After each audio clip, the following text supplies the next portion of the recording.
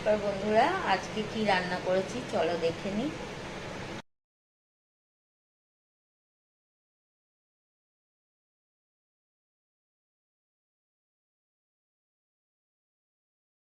Good morning everyone, আমি চলে এসেছি রান্নাঘরে।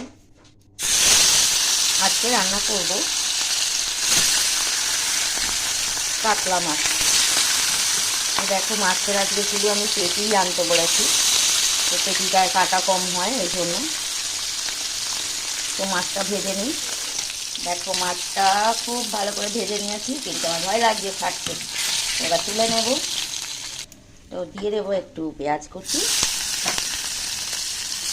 আর আলু। খুব ভালো করে তাকে ভেজে নেব। একসাথেই দিয়ে দিলাম আলু আর পেঁয়াজটা। একটু দিয়ে দেবো নুন।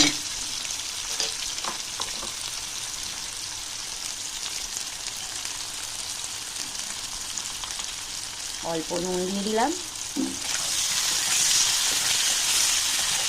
সুন্দর করে ভেজে নেব পেঁয়াজটা আর আলুটা। এর মধ্যে দিয়ে দেব টমেটো। তো এই দেখো আলু আর পেঁয়াজ টমেটো ভাজা হয়ে গেছে।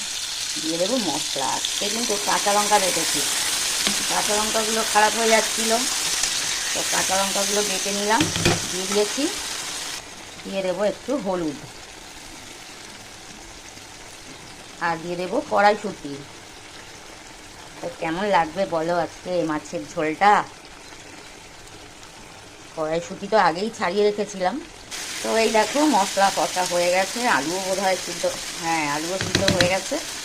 তো আমি একটু এর মধ্যে কাশ্মীরি লঙ্কা দিয়েছি। এবার দিয়ে দেবো জল।